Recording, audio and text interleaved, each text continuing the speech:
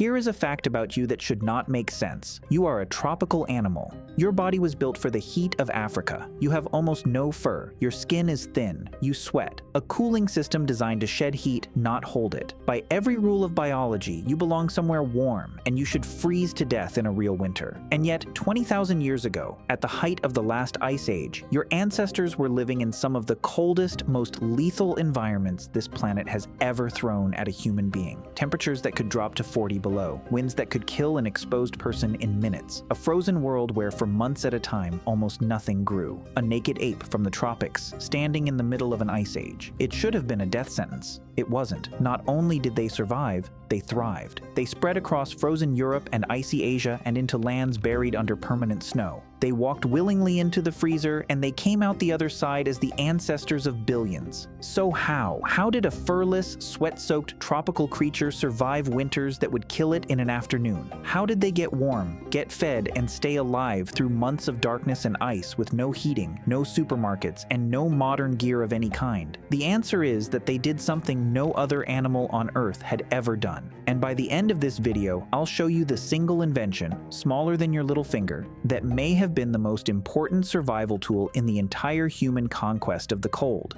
But to understand the solution, you have to feel the problem. So let's start with the brutal reality of what winter actually meant. Imagine the world your ancestors woke up to. The last ice age reached its peak around 20,000 years ago, a period scientists call the last glacial maximum. Vast sheets of ice, miles thick, buried much of the northern world. Where there wasn't ice, there was frozen grassland, a harsh, windswept steppe.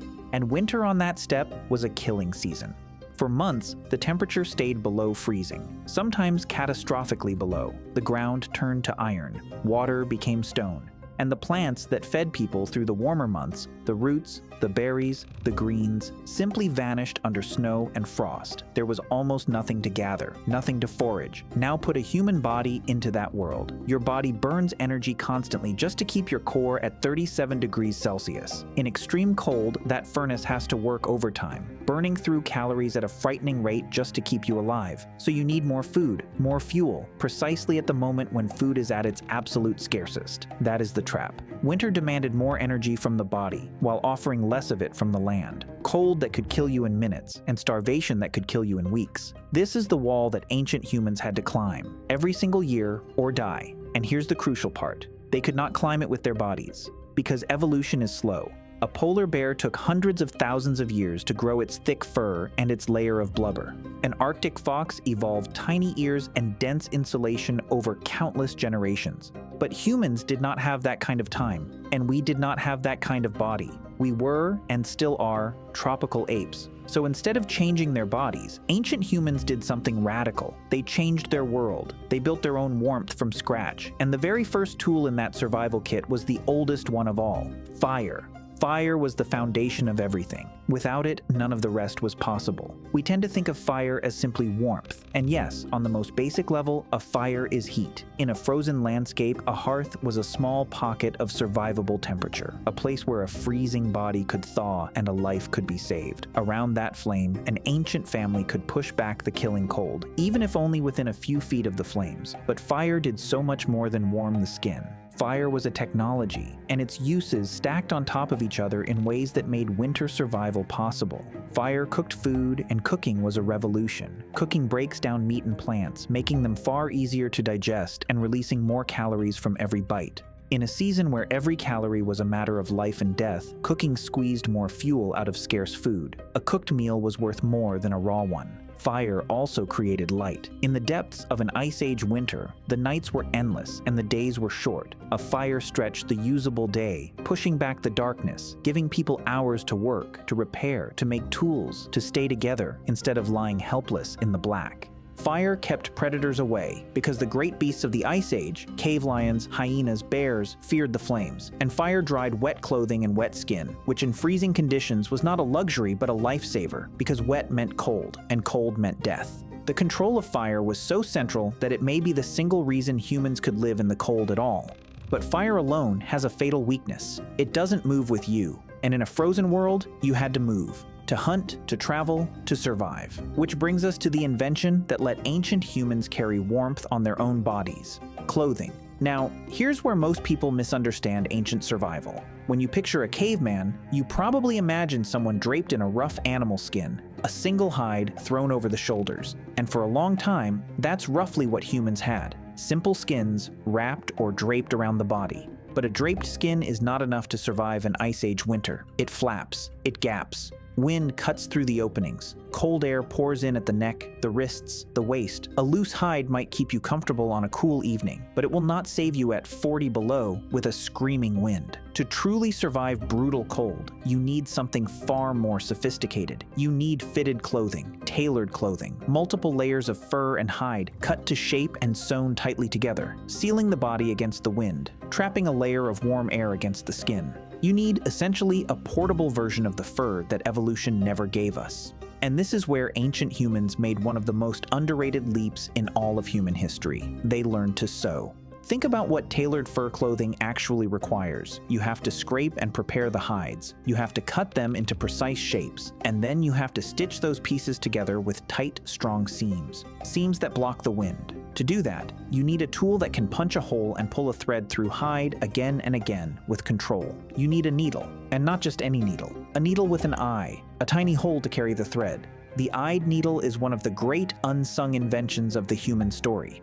Archaeologists have found ancient needles, carved from bone and ivory, dating back tens of thousands of years in places like Siberia, some of the coldest, most demanding environments humans have ever settled. These delicate slivers of bone, no bigger than a modern sewing needle, are among the most important tools our species ever made. Because with a needle, everything changes. With a needle, you can make fitted parkas, layered leggings, sewn boots, mittens, hoods. You can seal the seams that let the wind in. You can build, out of the skins of the animals you hunt, a second skin far better suited to the cold than the one you were born with. Hold on to that image of the tiny needle, because we're coming back to it at the very end. Because in a very real sense, humans did not evolve to survive the Ice Age. They sewed their way through it, but warmth on your body was still not enough, because when the storms came and the wind rose and the temperature plunged at night, you needed somewhere to hide. You needed shelter. The most obvious shelter was the one nature provided: caves. A deep cave stays at a stable temperature year-round, sheltered from wind and snow, and ancient humans used them wherever they could. A cave with a fire at its mouth was one of the safest places a person could be in an Ice Age winter. But there were never enough caves to go around, and much of the frozen steppe had no caves at all. So ancient humans did something remarkable. Where nature gave them no shelter, they built their own. And some of what they built is astonishing. In places like Ukraine, archaeologists have found the remains of dwellings constructed around 15,000 years ago out of mammoth bones.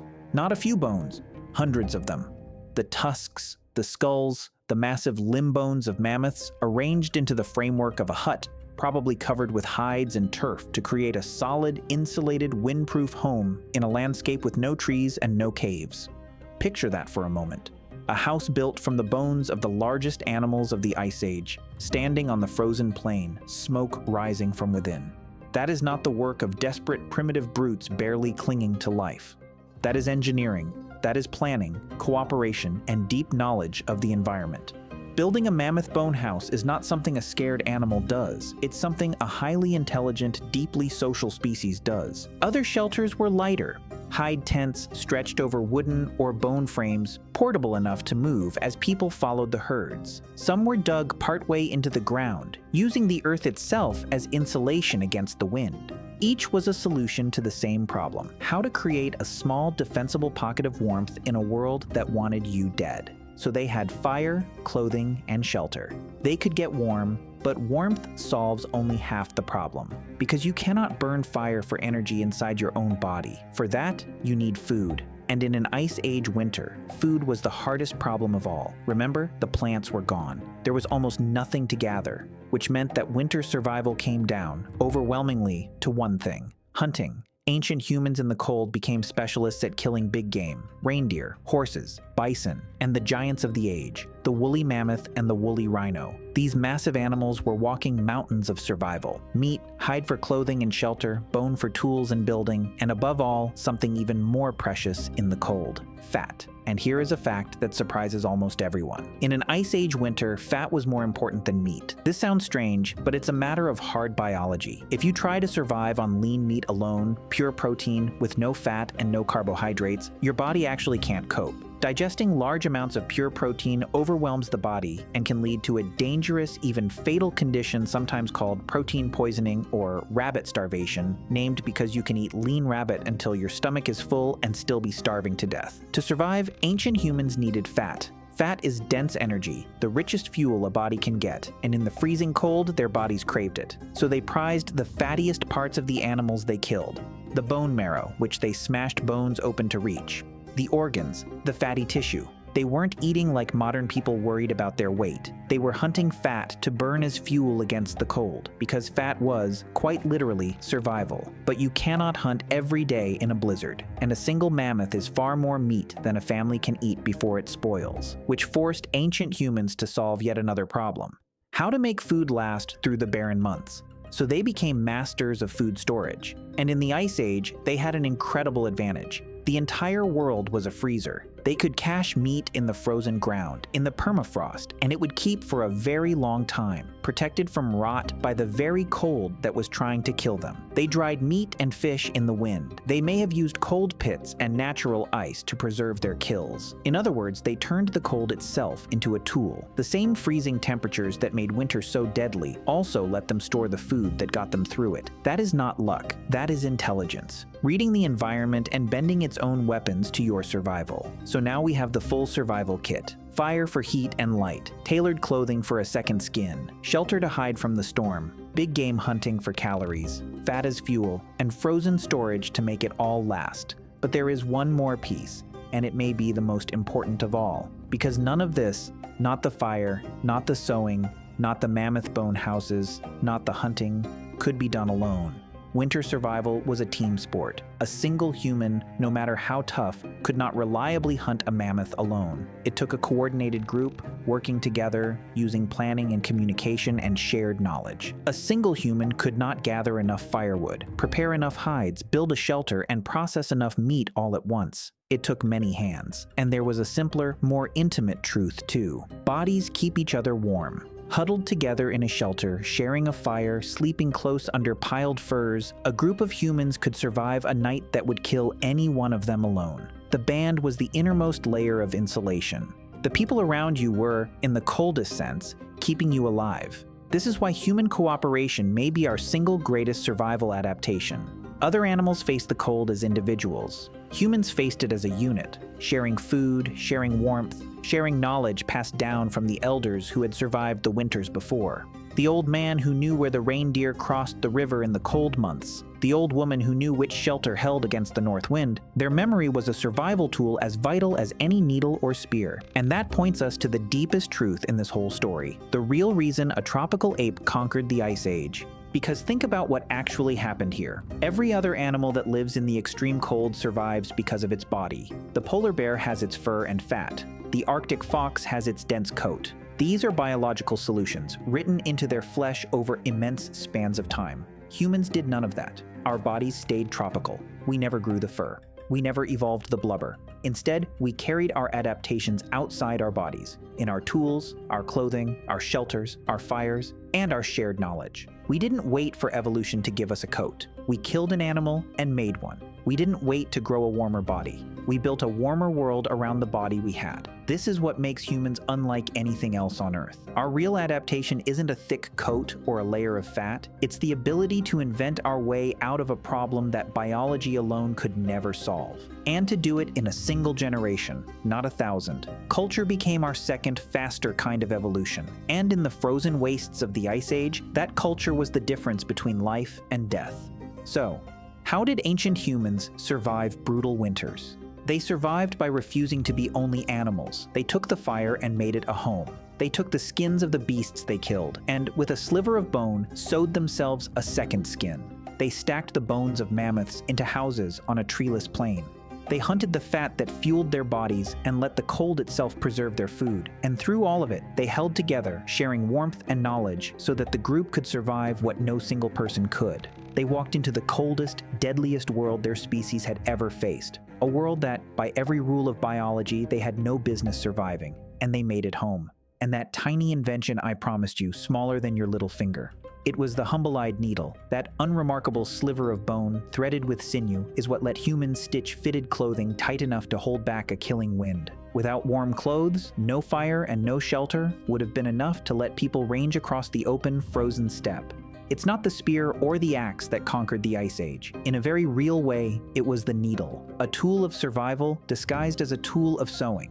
Now think about where you're sitting right now. Warm, comfortable, the cold locked safely outside a wall. Every bit of that comfort is the direct descendant of what those people figured out. The heated room, the layered coat, the stored food in your kitchen. These are just the latest versions of the fire, the sewn fur, and the frozen cache. You are still using the exact same survival strategy your ancestors invented in the ice. You've just gotten very, very good at it. They were tropical apes who should have frozen.